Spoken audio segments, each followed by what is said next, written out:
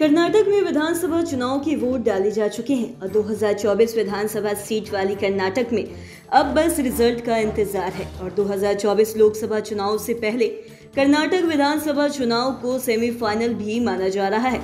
जैसा कि आप सभी जानते हैं कि लोकसभा चुनाव में वैसे तो अभी 1 साल का समय है, लेकिन अभी से ही सभी राजनीतिक पार्टियां सियासी पिच तैयार करने में लग गई है। एक तरफ जहां बिहार के सीएम नीतीश कुमार विपक्षी एकता के एक्सप्रेस पर सवार होकर लगातार राज्यों का दौरा कर रहे हैं और वहां के विपक्षी नेताओं से मुलाकात कर विपक्षी एकता की समीकरण बनाने में जुटे हुए हैं। मानो कि नीतीश कुमार ने इस बार केंद्र की सत्ता मोदी सरकार को उखाड़ने का प्रण ले लिया है। वहीं बीजेपी भी कहां पीछे रहने वाली है। बीजेपी ने भी 2024 चुनाव को लेकर अपनी तैयारियां तेज कर दी है और इसका अंदाजा इसी से लगाया जा सकता है कि केंद्रीय मंत्री अमित शाह खुद 3 महीने में 5 बार बिहार का दौरा कर चुके हैं और बीजेपी ने भी हर जगह सुरंग की खुदाई शुरू कर दी है। लेकिन सेमीफाइनल के नजरिए से देखा जा रहा है कि कर्नाटक विधानसभा चुनाव के नतीजे कई मायने में खास है।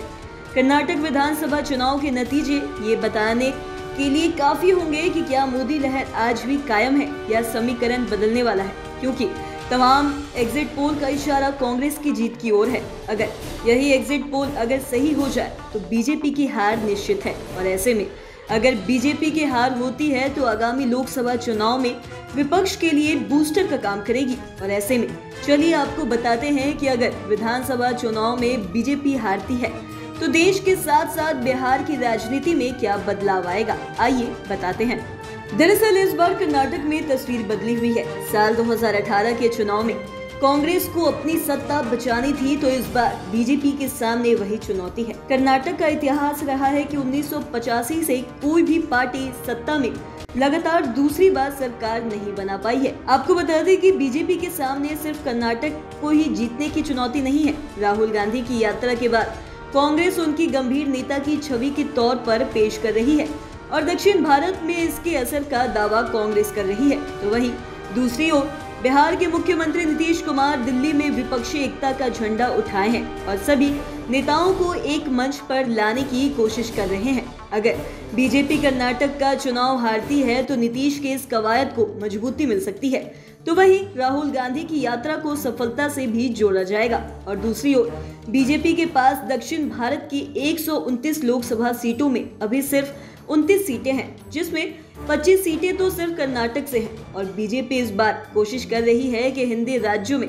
अगर सीटें कम पड़ती है तो इसकी भरपाई दक्षिण से हो जाए। अगर कर्नाटक का गढ़ बीजेपी के हाथ से निकलता है तो बीजेपी के दक्षिण मिशन पर भी झटका लगेगा। गौरतलब है कि बीजेपी तेलंगाना में टीआरएस को हराने के लिए हर बार पुरजोर कोशिश करती रही है। तो वहीं आपको बता दें कि दूसरी ओर केरल में ईसाइयों को लुभाकर बड़ी ताकत बनने की कोशिश कर रही है और वहीं कांग्रेस के लिए कर्नाटक विधानसभा का चुनाव करो या मरो वाला है। बीते कुछ सालों में हिमाचल छोड़ दे तो गुजरात, पंजाब, यूपी, उत्तराखंड सहित कई राज्यों में झटका ही लगा है और साथ ही कर्नाटक एक ऐसा राज्य है जहां पर कांग्रेस से बीजेपी की सीधी टक्कर है। कई सीटों पर जेडीएस भी मजबूत है और क्षेत्रीय दलों के नेता जैसे ममता बनर्जी और अरविंद केजरीवाल हमेशा इस बात पर अंदेशा जताते हैं कि राष्ट्रीय स्तर पर बीजेपी का मुकाबला करने के लिए कांग्रेस काफी नहीं है। अब अगर इस हालात में भी कांग्रेस सरकार नहीं बना पाती है तो इन नेताओं की बात सही साबित हो जाएगी।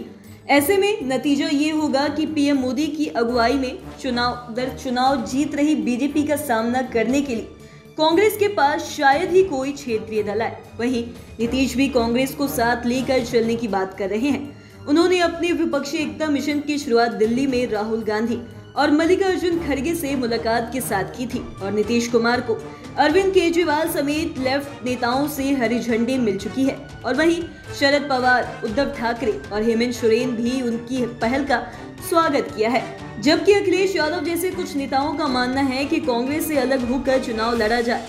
ऐसे में अगर कर्नाटक चुनाव कांग्रेस हार जाती है तो नीतीश कुमार के लिए विपक्ष को एकजुट करना काफी ज्यादा मुश्किल हो जाएगा। तो आज के इस वीडियो में इतना ही। अगर आपने अब तक हमारे चैनल को सब्सक्राइब नहीं किया तो तुरंत कर ले। साथ ही हमारे फेसबुक पेज को लाइक करें। वीडियो देखने के लिए आपका धन्यवाद।